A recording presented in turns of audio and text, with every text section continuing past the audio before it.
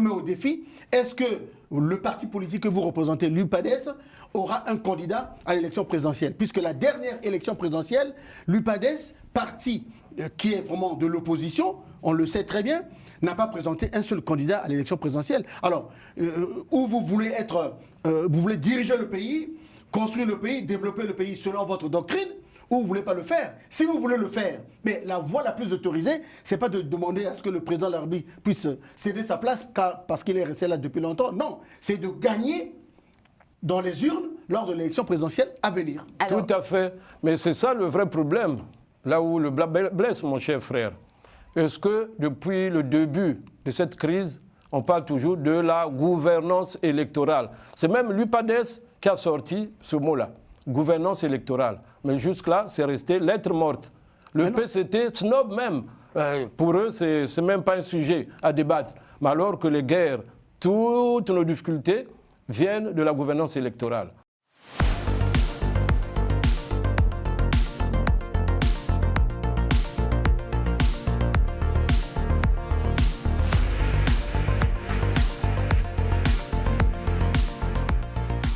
Bonjour, bienvenue dans cette édition spéciale Congo que nous consacrons à la visite officielle du président congolais Denis Sassou Nguesso en France. Une série d'émissions suivra celle-ci pour vous faire vivre chaque étape de la visite du président congolais. Et pour cette première, nous allons la consacrer à la diaspora congolaise, une diaspora congolaise souvent qualifiée de force vive, de levier de développement ou encore de passerelle stratégique entre le Congo et le reste du monde. Mais au-delà du potentiel économique ou culturel, une question centrale demeure. Quelle est ou quelle devrait être sa place dans la vie politique du pays, donc du Congo? Quels sont ses droits? Quel est son rôle? Quelle est sa participation économique et citoyenne? Peut-elle voter? Peut-elle être élue? A-t-elle des représentants à l'Assemblée nationale au Congo? Des voix donc s'élèvent pour réclamer plus qu'une écoute, une reconnaissance formelle et institutionnelle. Mesdames et messieurs, bienvenue encore une fois. Je suis Carmen Févillier. Ravie de vous présenter cette émission spéciale Congo. Et donc, le thème de cette émission est entre engagement et attente, quelle place pour la diaspora congolaise? Nous allons donc ouvrir ce débat essentiel avec deux invités aux visions différentes, mais complémentaires, que je remercie pour leur présence ici.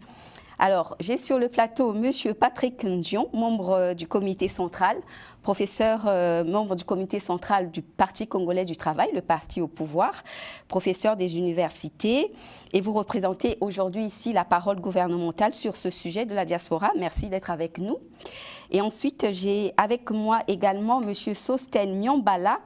Vous êtes cadre du parti UPADES, également vous êtes membre du bureau de coordination Europe-Amérique.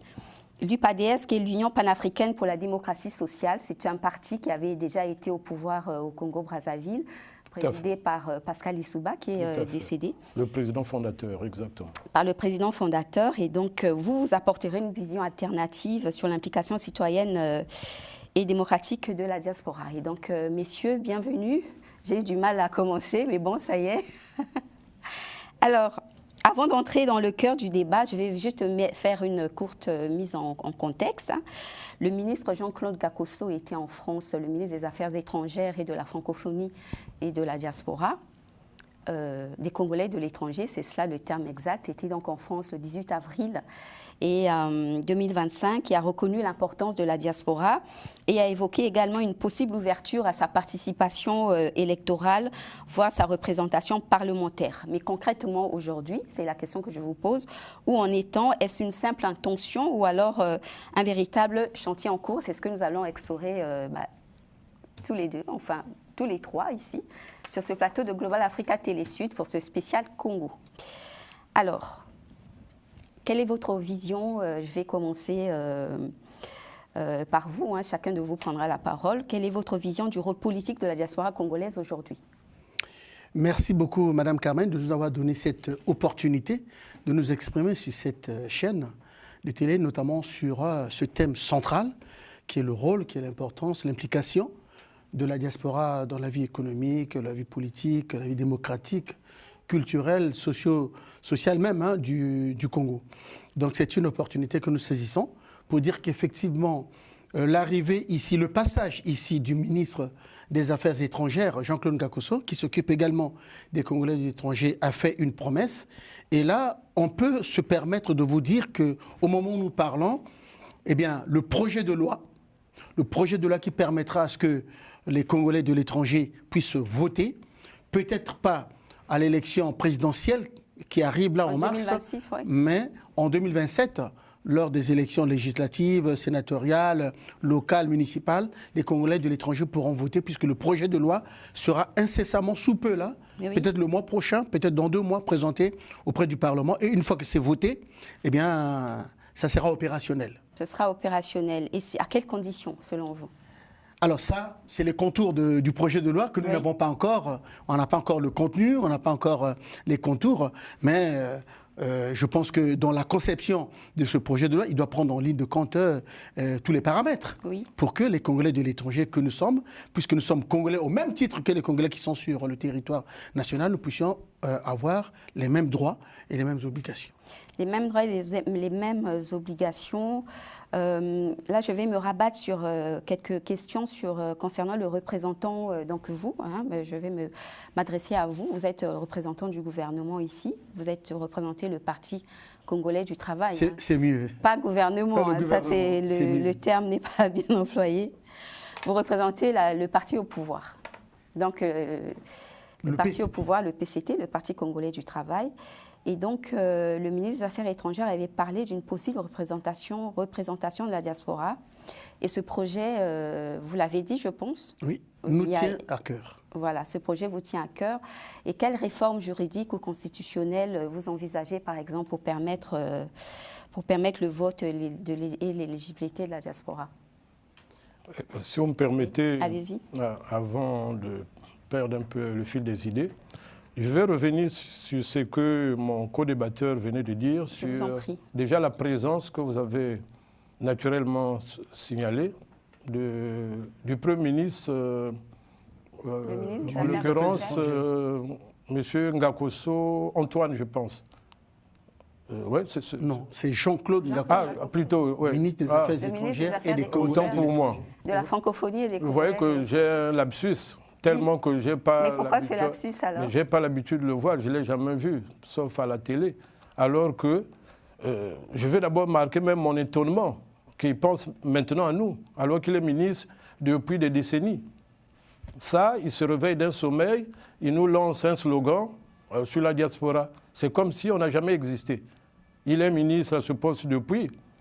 Ce n'est pas nouveau. Donc il a été député, tout ça. Donc il connaît bien cette situation. Mais bref. Je ne suis pas venu là pour l'accuser, pour essayer de l'enfoncer, déjà par ses paroles. Lui-même, il est dit enfoncé. Surtout, il ne nous reconnaît même pas. Il dit la diaspora, c'est un petit nombre d'individus.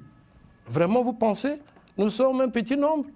Vu notre poids, ce qu'on apporte au Congo, alors, les aides je me souviens informelles. Bien, il précisait petit nombre peut-être en France et un peu plus grand nombre en RDC. En RDC. C'est une comparaison qu'il avait faite. C'est une comparaison. Parce qu'on a l'impression que c'est la France. Comparaison n'est pas raison.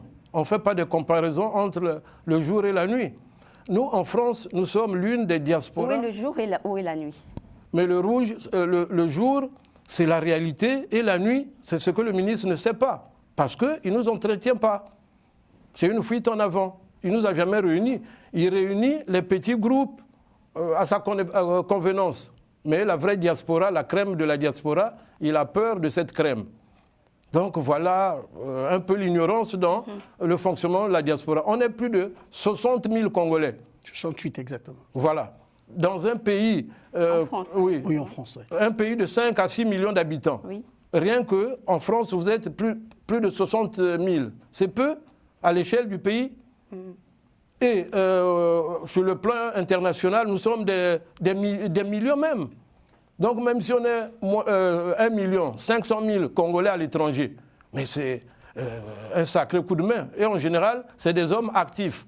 Généralement, plus ou moins, ils travaillent tous. Ceux qui sont dans la diaspora, ils sont venus pour chercher. Donc ils ont plus de possibilités. Il y a moins d'handicapés, il y a moins d'inaptes. Il y a moins des assistés. Alors, j'ai cru savoir voilà. que pour la délégation officielle qui est actuellement sur le terrain français, le conseiller politique a justement reçu une portion de la diaspora. Vous y étiez? Ni d'Ève ni d'Adam. Ça nous passe de travers. En haut, en bas, jamais sur nous. Et vous n'étiez pas informé? Mais jamais du tout, parce que c'est un milieu secret. Il fonctionne dans le secret total. C'est jamais à la disposition de tout le monde. J'étais même surpris. Non, mais je me permets de... Je m'inscris en faux dans cette assertion-là. Ce n'est pas quelque chose de secret.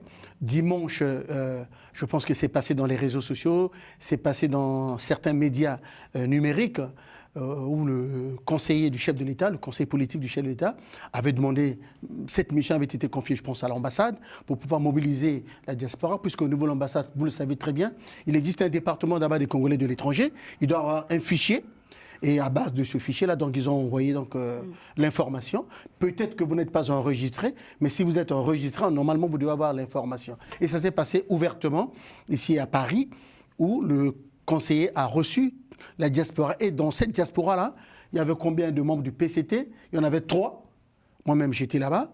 Monsieur Oko, le camarade Oko, moi-même et le camarade Combo. Mais sinon, le reste, nous étions une bonne centaine. Le reste, c'était l'opposition qui était là-bas. Et donc, les gens étaient avertis. On a eu un débat franc, un débat intellectuel, un débat hautement politique sur les enjeux, sur tout ce qui concerne les droits, les avantages des Congolais de l'étranger. On a abordé toutes les problématiques démocratiques, le vote des Congolais à l'étranger, oui. Les passeports qui sont difficilement... Voilà, on a abordé toutes ces questions-là, et c'était bien. Alors, merci pour... Excusez, à ma grande surprise, madame, c'est bien, je suis d'accord, merci pour l'information. Mais curieusement, le deuxième plus grand parti du pays n'était pas représenté. Puisque moi, je ne suis pas informé, je suis le représentant de ce parti. Monsieur Nzon est parti au pouvoir, moi, il ne peut pas répondre à votre question. À mon nom personnel et au nom du parti. Parce que si l'UPADES est au courant, mais la première personne, la primauté, me revient. Puisque ça doit passer par moi, c'est moi qui vais rendre compte à Brazzaville.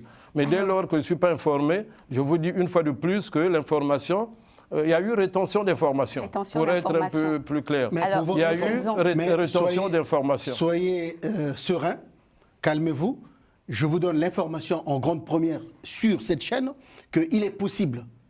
Il est possible, c'est au conditionnel, il est possible que ce samedi, il puisse avoir une rencontre citoyenne et l'ambassade va informer tous les Congolais de l'étranger, parce que ce n'est pas tout le monde qui viendra aussi, tous les Congolais de l'étranger, en fonction de leur appartenance politique, en fonction de leur appartenance associative, parce qu'il y a un fichier avec toutes les associations politiques, les associations culturelles, humanitaires, les ONG qui sont inscrits officiellement à l'ambassade.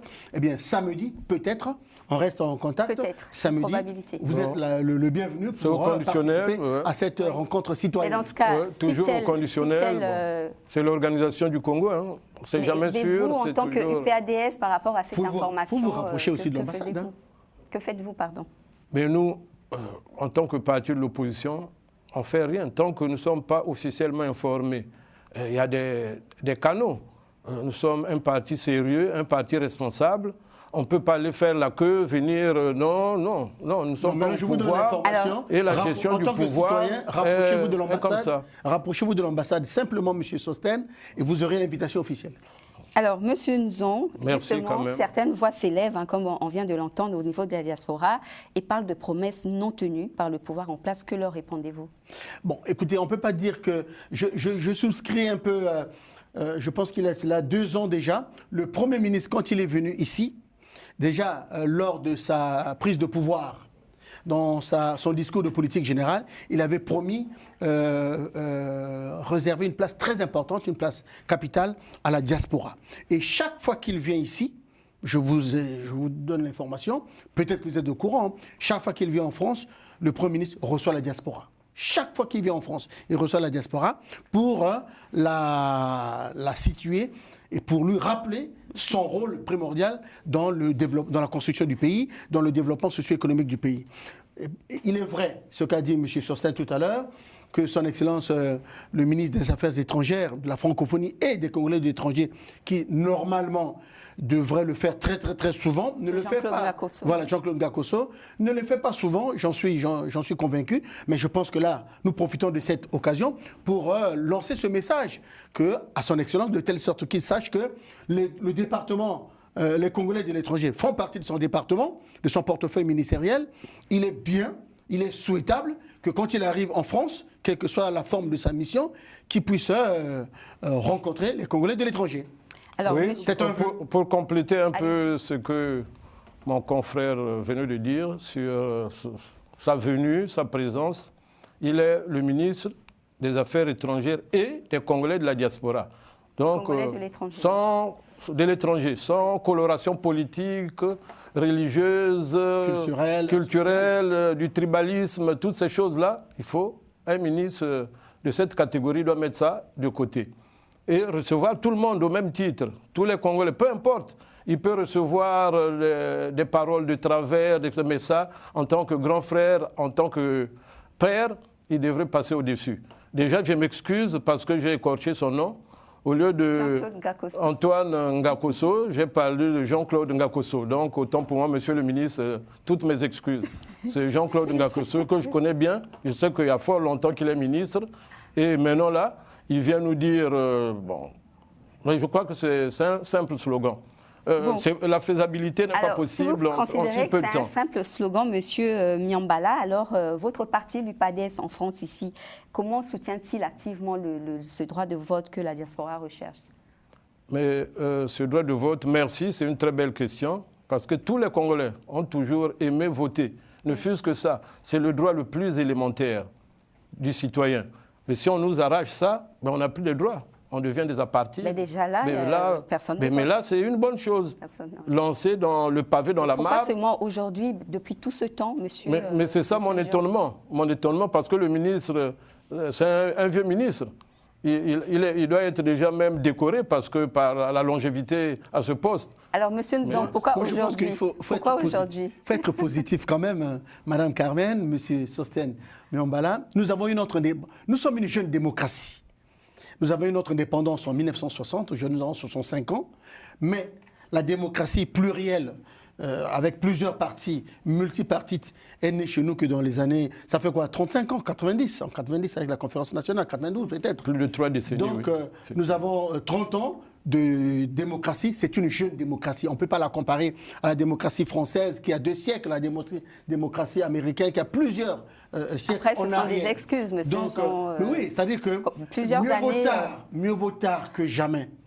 Les droits, ça s'acquiert au fur et à mesure qu'un pays se développe, au fur et à mesure qu'un pays est en train de consolider sa démocratie. Là, le président, le ministre des Affaires étrangères annonce qu'il y a un projet de loi qui sera cette année-ci validé. Qui est déjà sur la table, voilà, oui.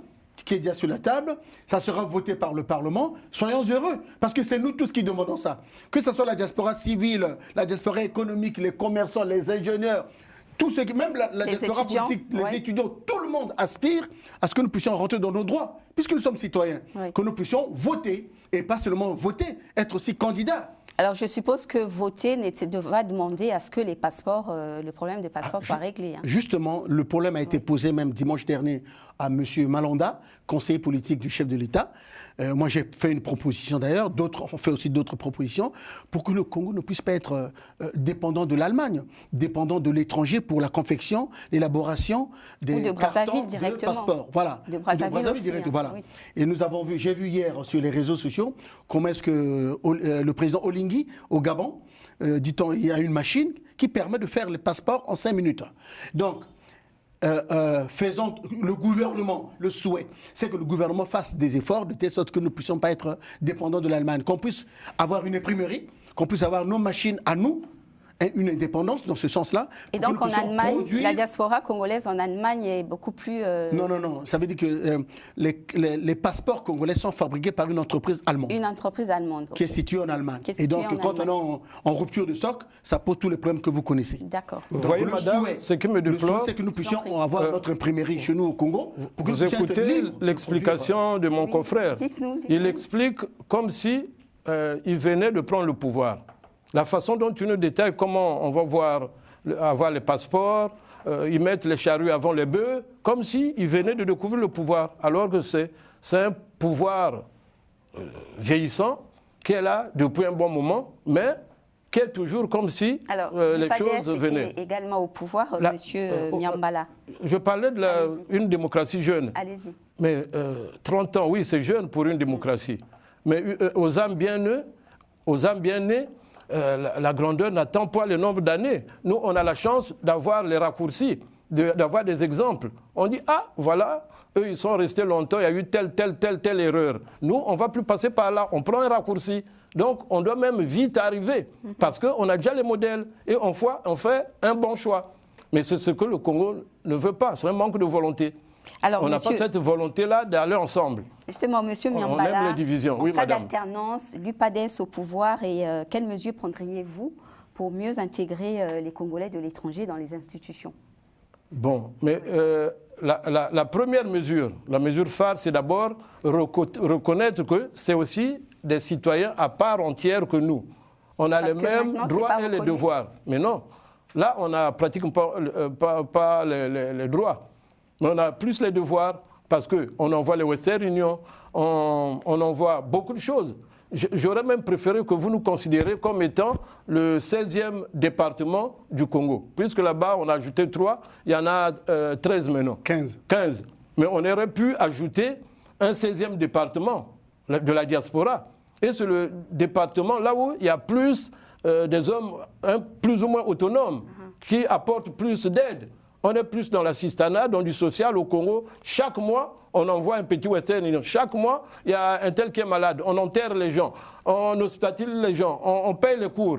Mais vous devrez quand même nous féliciter, un peu d'honneur, un peu de respect. Rien que pour ça. Alors, notre rapport économique, financier. Alors vous, l'UPADES, qu'est-ce que vous apporterez pour mieux considérer? Mais la première des choses, c'est casser cette injustice en disant que la diaspora, déjà, la première chose, c'est recenser combien êtes-vous. La diaspora politique, la diaspora économique, culturelle, tout ce que vous voulez. Même la diaspora des sans-voix. Même ceux-là, les ont dit, tout le monde. Recenser combien effectivement nous sommes, parce qu'on ne peut pas commencer quelque part sans connaître, là, vous dites qu'à l'ambassade, il y a une réception. Mais ce n'est même pas... C'est une supposition, oui. Même si on suppose, même s'ils recevaient, même si tout le monde ne peut pas venir, ça c'est vrai, mais le message n'a pas circulé, il y a eu rétention de l'information. Peut-être que parce que ce n'est pas encore confirmé, monsieur. De bouche à oreille, oui, mais ça a toujours été comme ça, ce n'est pas la première fois. Je répète, c'est un pouvoir qui est là depuis plus de 40 ans. Les méthodes n'ont jamais changé. Même quand ils arrivent, on ne les voit jamais. Tu entends seulement, ils étaient là, ils sont repartis, des allers-retours. Ce qu'on appelle le système piston. Le système piston, ils sont toujours là. D'accord. C'est dommage, mais ce sont des compatriotes, mais déçus de cette façon de faire. Justement, monsieur, on est pareil, on va mourir ensemble. Justement, monsieur Miambala, la diaspora est justement courtisée par les politiques en période électorale. Mais ça ne devait pas être le cas. On n'est pas là des gens pour venir courtiser. Pourquoi on va me courtiser pour mon propre pays? Mais pourquoi justement? C'est la question que j'avais. Mais c'est une faute grave pourquoi déjà. La diaspora est courtisée mais parce pendant la que période la diaspora est remplie aussi des antivaleurs. Les mêmes antivaleurs au pays. Par exemple. Mais les gens sont corrompus. Les gens critiquent les autres sans raison. Les gens, quand vous avez une position politique, vous dites non, de ce côté, on peut apprécier ce que le président s'assoit fait. Bon, là, non, vous êtes corrompu. Pourquoi courtiser la diaspora, puisque jusqu'à présent, ils n'ont pas droit au vote? Mais parce qu'ils savent que la diaspora est un danger pour ceux qui sont au pays. Les gouvernants ont tendance à croire que la diaspora crache tout sur eux. La diaspora contrôle tous leurs faits et gestes. Mais bon, quelque part, ils sont humains. Donc, ils disent que non, on ne va pas faire ça. Or, c'est impossible. Le 16e département du pays est l'un des plus riches du Congo. Le département diaspora, c'est le plus riche, sinon le plus actif. Les autres, vous allez voir le taux de chômage élevé, le taux d'affamés élevé, le taux de malades élevé. Mais au sein de la diaspora, vous avez peu de malades, vous avez les gens qui travaillent, vous avez les gens qui entretiennent les enfants, qui envoient des colis au pays. Justement, vous venez de 2 dire... 2,8 millions, oui. Il y a 2 ans, qu'on envoyait au Congo. Vous venez de dire quelque chose que j'ai retenu, la diaspora fait peur. Et selon vous, monsieur Ndion, donc c'est une question que je pose à vous deux, est-ce que la diaspora peut faire basculer un scrutin? Alors moi personnellement, je pense que la rhétorique de mon co-débatteur est très dépassée. Pourquoi? Mais parce que je ne pense pas. Par rapport au nombre que au Congo, nous avons théoriquement, je parle sous le contrôle de mon co-débatteur, 6 millions d'habitants. et l'électorat tourne autour de 3 millions. Et donc je ne pense pas que ce soit 68 620 Congolais qui sont en France, peut-être exagérément 500 000 dans le reste du monde, qui peut basculer l'électorat au Congo. Je ne pense pas, personnellement, parce que les conditions, les implantations des partis politiques, le poids des partis politiques au Congo fait en sorte que je ne pense pas que la diaspora puisse faire peur aux partis politiques. Alors qu'est-ce qui ne va pas alors? Pourquoi jusqu'à présent il n'y a pas eu... Jusqu'à maintenant, je pense que c'est beaucoup plus... des problèmes de réalisation, des problèmes techniques, des problèmes d'organisation. Mais là, comme l'a dit mon collègue tout à l'heure, nous sommes au pouvoir depuis longtemps. Ces observations que la diaspora ne vote pas sont vieilles maintenant, il y a à peu près une dizaine d'années, sinon plus. Ils ont mieux vaut tard que jamais. Là, ils ont pris conscience pour faire en sorte que, peut-être que pour mars, on ne pourra pas voter parce que techniquement, c'est difficile. Par contre, dans un an, notamment en 2027, la diaspora pourra avoir de la représentation parlementaire. Il pourra avoir des députés, il peut avoir des députés, il peut avoir des sénateurs, il peut avoir des conseillers municipaux au niveau de l'ensemble du territoire national. Alors que proposez-vous par rapport à ce programme? Alors moi, personnellement, nous proposons au niveau du parti, au niveau de la fédération PST France ici, que la diaspora se structure, s'organise. Et on constate qu'il y a un début de structuration déjà, puisque nous avons, je pense, deux organes, deux associations qui sont organisées ici. Nous avons le Haut Conseil, je pense, des Congolais de l'étranger, avec Madame... il y a le Haut Conseil des Congolais de l'étranger. Ensuite, il y a aussi une autre association qui est née. Il y a le RIS. Il y a le RIS, voilà, le réseau des Congolais de l'étranger, qui est en train de pouvoir fédérer l'ensemble des couches de la diaspora et les couches politiques, sociales, économiques, pour que nous puissions être représentés. Et à côté de cela, quand on fait une représentation parlementaire, on n'a pas besoin que de la partie politique, hein. On a besoin de tous les représentants. Donc c'est pourquoi nous pensons que si les partis politiques... Est-ce que les associations que vous venez de citer, est-ce qu'ils le font au nom de la diaspora? Est-ce qu'un mandat leur a été accordé? Alors un mandat leur a été accordé, peut-être pas. Par contre, au niveau de l'ambassade, un fichier de toutes les associations, toutes les ONG congolaises de la diaspora sont enregistrées. Parce que moi, je fais partie de plusieurs associations. Je sais que ces associations sont enregistrées auprès de l'ambassade. Donc, à base de ce fichier, on peut faire la première opération qu'a dit mon collègue tout à l'heure, la première opération qui est celle du recensement. Parce que même les statistiques que nous vous donnons, 68 620 déjà Congolais. Un véritable challenge déjà à Brazzaville. Tout à fait. C'est une statistique qui vient des Français. De la préfecture, voilà, donc du gouvernement, on va dire. Mais il appartient à l'ambassade de pouvoir totaliser les vivants, les départs, les soustraits avec les morts, de telle sorte que nous puissions avoir des données fiables. Et avec ces données-là, eh bien, on pourra voir si on peut peser ou pas dans l'électorat congolais. Donc nous sommes d'accord pour que nous puissions contribuer au jeu parlementaire. Que les Congolais de l'étranger puissent être aussi présents au Sénat, présents dans la députation. Présent au Sénat pour résoudre quelles difficultés, quels problèmes, quelles problématiques. Le Sénat, par définition, est le contrepoids. Le Sénat, par définition, est le contrepoids de l'Assemblée nationale. L'Assemblée nationale est là pour voter les lois, comme on le sait, mais ils ne connaissent pas la réalité des Congolais de l'étranger.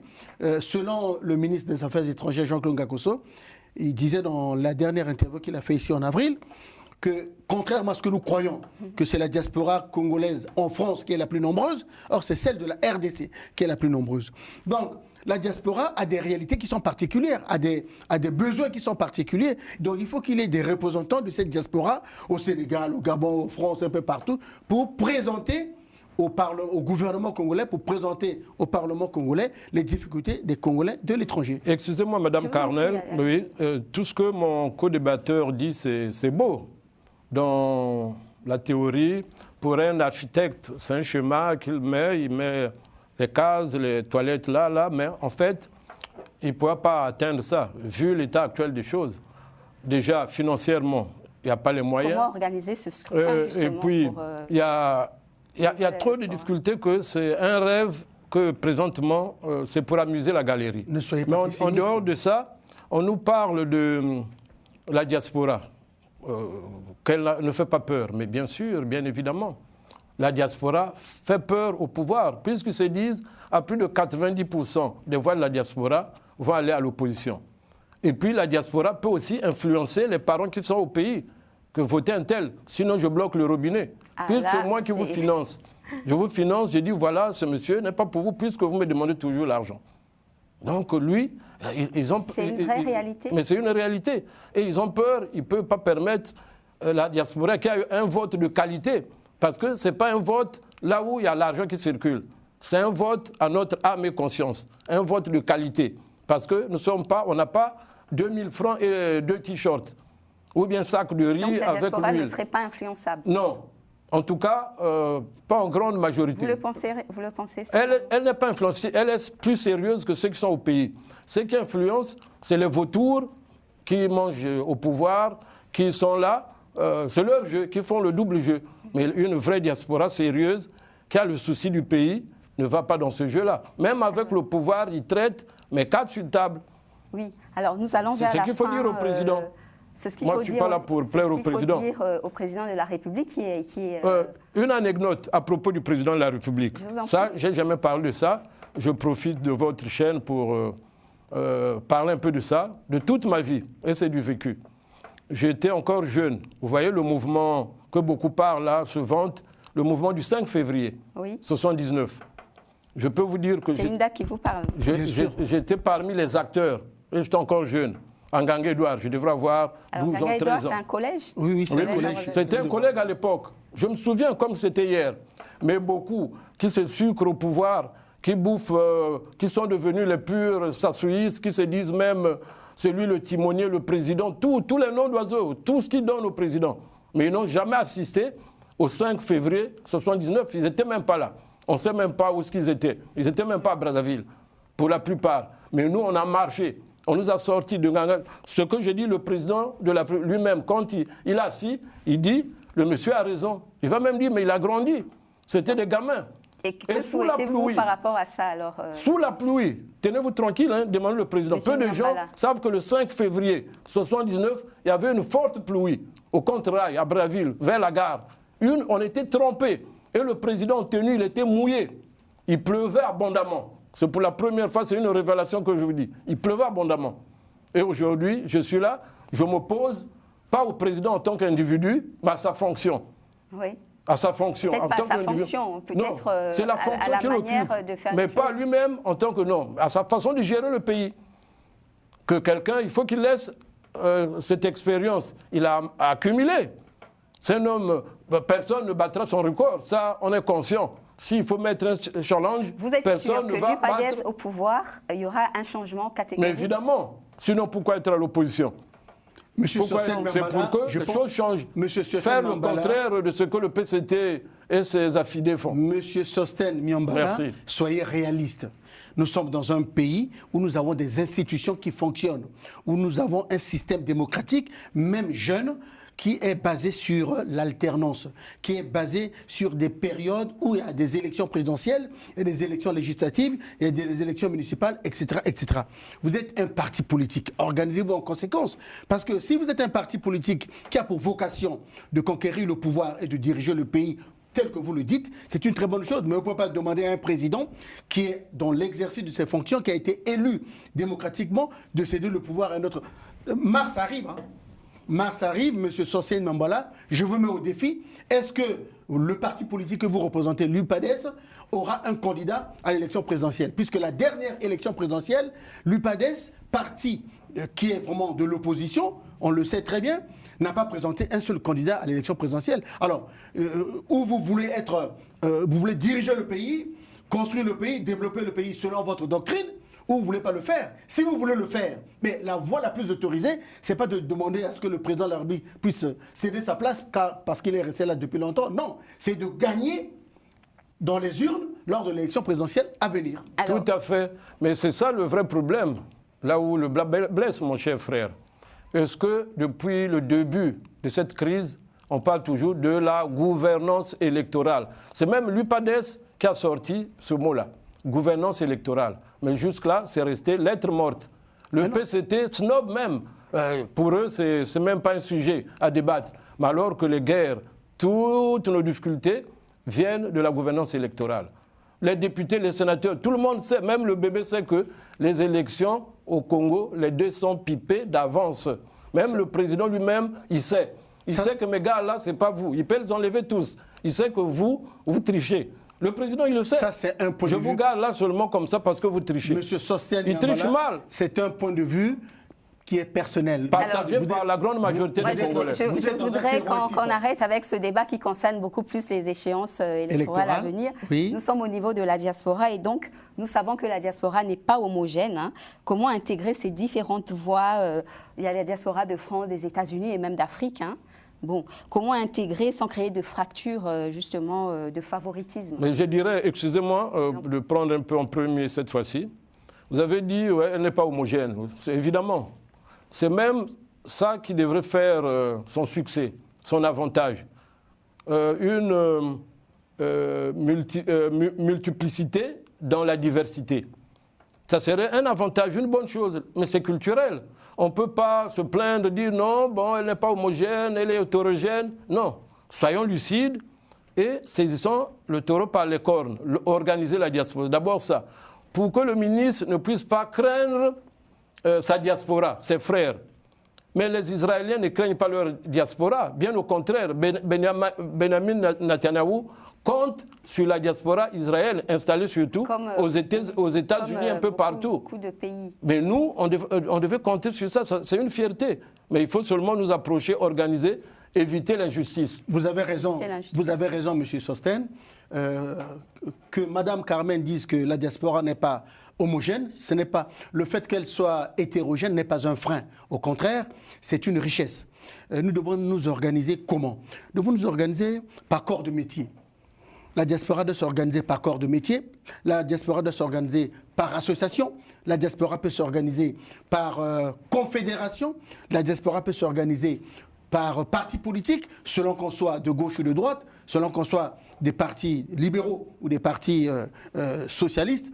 Bref, la diaspora peut s'organiser selon tous ces critères-là. Une fois organisée, on peut créer des confédérations pour qu'on puisse créer des ponts entre toutes les diasporas. La diaspora en Europe, la diaspora aux États-Unis, la diaspora en Afrique, ainsi de suite.